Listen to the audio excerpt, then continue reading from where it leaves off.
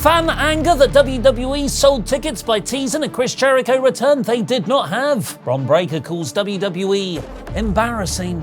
And my review of the first Monday Netflix Raw of the year. I'm Ollie Davis, this is the WrestleTalk News, and if WWE can superficially theme their episodes around nostalgia-driving TV shows, goddammit, I can too. Have you ever felt like this? Have strange things happen? Are you going round a twist? Have you ever felt like this? Have strange things happen? Are you going round a twist? Well, have you heard the word about the bird and the spider? It wiggled and wriggled and jiggled inside it. Well, have you ever felt like this? Have strange things happen? Are you going round a twist? Have you ever felt like this? Support WrestleTalk! Give us a subscribe. Genuinely great show, but unfortunately Round the Twist did have one major problem that led to its cancellation. It didn't have Chris Jericho on it. Outside of a special video message for John Cena in 2022, Jericho hasn't been seen in WWE since he left in 2018, leaving partly because Vince McMahon booked Kevin Owens to lose his Universal title to Goldberg shortly before that year's WrestleMania, meaning the excellent KO vs Jericho feud would only be for the US title. Might have been one of the biggest mistakes, allegedly, of Vince's last decade running WWE, as Jericho went on to wrestle Kenny Omega in New Japan, which was one of the light bulb moments for Tony Khan starting AEW. Jericho has been in AEW ever since, so long in fact that everyone is now bored of him there and wants him to go away, which is why he hasn't been seen on TV since last April. Over the last half year, there's been building speculation that Jericho would make his WWE return in January 2026. Partly by all us marks, because his AEW contract was reportedly set to expire at the end of 2025, but also partly by Jericho himself, who started referencing WWE on his social media. Sometimes, though, we all work ourselves into a shoot. We come up with an idea or a big return angle we like so much, we get angry at WWE even when they don't deliver on it, even though they never teased it. But that's not the case this time, because WWE, the day before the show, absolutely suggested Jericho would be turning up at Raw. As of Sunday morning, the first Raw of the year had about 9,000 tickets sold for the Barclays Center in New York. This was considered quite a disappointing number for what was meant to be a big anniversary episode. So then, uncoincidentally, in his weekly way, General Manager Adam Pearce posted a video running down the title match heavy card, CM Punk vs Bron Breakker, Rhea Ripley and Io Sky vs the Kabuki Warriors, where he asked, "Who can break down the walls and claim the gold?" Breaking down the walls is, of course, a reference to Stranger Things. At least that's what WWE claims, because I guess Demogorgons open up rips in walls. But to all normal people, breaking down the walls is a reference to Jericho's entrance music. WWE there hinting that he would make his return at Raw. Spoiler, he didn't. Best case scenario, Pearce's line must have been a bit of harmless trolling. Worst case, it's a carny move to get people to buy tickets. Whatever it was, it worked, and it directly caused 3,000 people to buy tickets. The Wrestling Observer is reporting that after Pearce's video promo was posted, WWE went on to sell an extra 3,000 tickets to reach a near sellout of 12,648. The Observer pointed out, if Jericho isn't there, there'll be unhappy people since WWE clearly teased Jericho would be yesterday. And that's a lot of tickets moving late after an announcement. And that's exactly what happened. The reaction to the show wasn't about the things on the episode, like Becky Lynch winning back her IC title, Rhea and Io winning the tag belts, or Punk's very good main event against Breakker. It was about what didn't happen. Chiefly, no Stranger Things cast on a Stranger Things themed episode, Breakker not winning the title, and no Jericho. Because maybe Jericho isn't going back to WWE at all. On Monday, 3 wrestlers were removed from AEW's roster page: Matt Taven, Mercedes Martinez, and manager Alex Abrahantes. Fightful have confirmed they have all left the promotion as their contracts have expired. But Jericho's contract was also thought to have expired, yet he's still there, on the roster page. waving at me. Oh, a little bit of the bubbly. Fightful has followed this up, pointing out that they have never reported that Jericho's contract was actually expiring. To their knowledge, Jericho re-signed with AEW after All Out 2022, so around September time, and he was announced back then as being with the company through 2026. While memos went out to a number of people in AEW about Taven, Martinez, and Abrahantes leaving, nobody received one about Jericho's status. Fightful notes that AEW's roster page is usually, shoot, very up to date. They add that AEW claimed to have a great relationship with Jericho, but he's been off TV since April because the audience grew tired of him.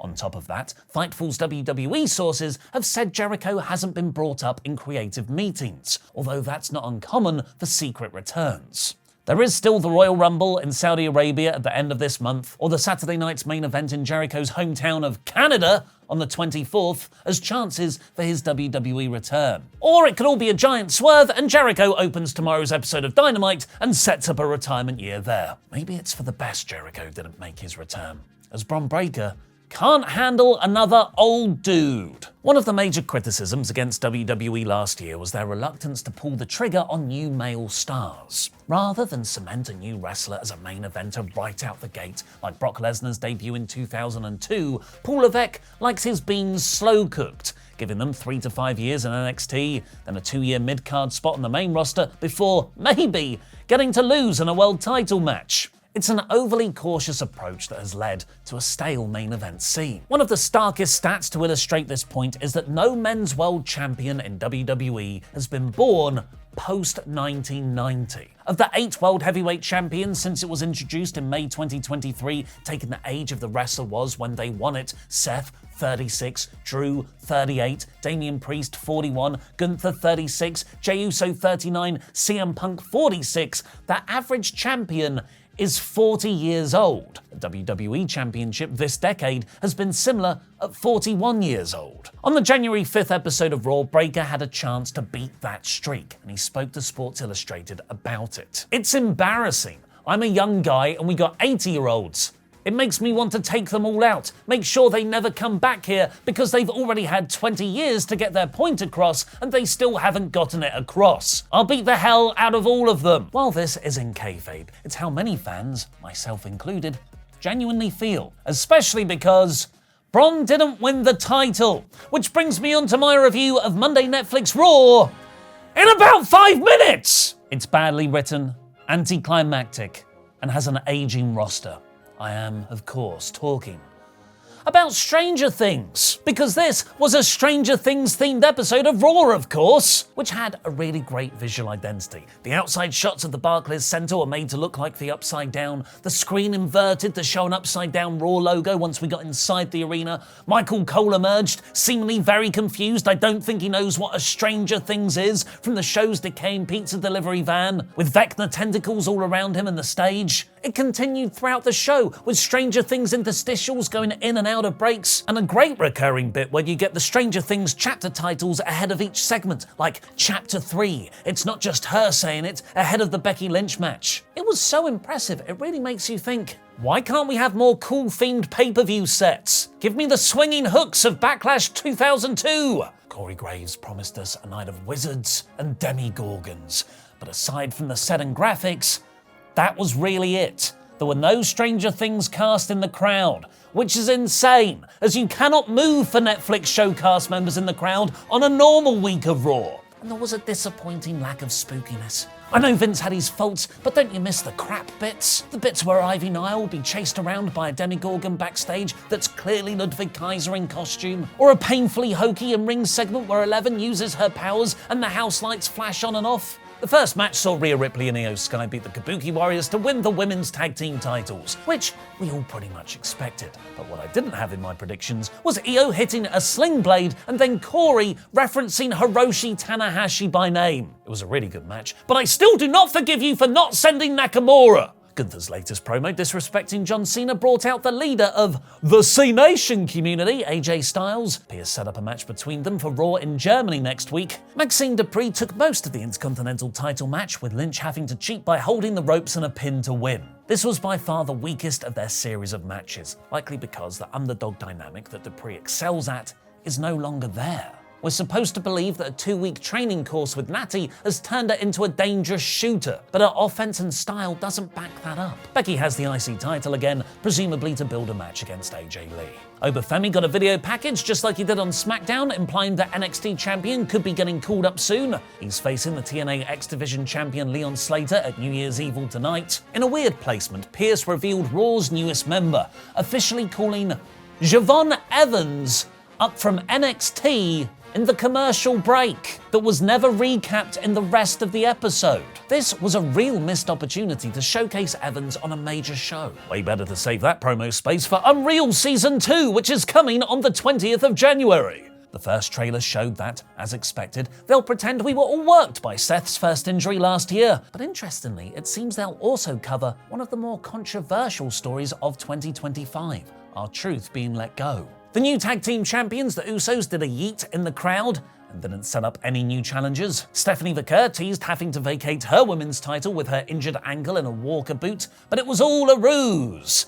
When Raquel Rodriguez attacked her from behind, Rey Mysterio, Penta, and Dragon Lee vowed to defend the honor and respect of Lucha Libre that the Vision wants to destroy. Since when was that the Vision's mission? Liv Morgan beat Lyra Valkyria thanks to Roxanne Perez interference and Bayley snapping in her in-ring return. Sadly, this got very little reaction from the crowd, but it was at this point, almost 2 hours in, I realised we hadn't had a single men's match on the card. Men, yet again, once being underrepresented. Shows what a great job WWE have done normalising women's wrestling. And the main event saw CM Punk defend his World Heavyweight title against Bron Breakker. Breakker's power won out early as he dominated Punk in the first half of the match. There was a bad botch on Bron's Frankensteiner where he pile drove his own neck into the mat because it looked like Punk's legs were in the wrong position. The crowd chanted "You effed up," but they covered for it pretty quickly, redoing the spot several moments later. With all that wrestling out the way, WWE's real main event template could begin with interference. The Vision ran down with Theory hitting a stomp on Punk, just like at War Games, but this time Punk kicked out of Breakker's pin. The Luchadors ran down to fight the heels off. It was back down to just Punk and Breakker for the last 5 minutes, which significantly ramped up the drama. Punk hit a pile driver, Breakker hit a lariat on the announcer's table off the top rope, not the apron he usually launches off of. Punk got an STF locked in for Cena, but Punk ultimately countered Bron's spear with a knee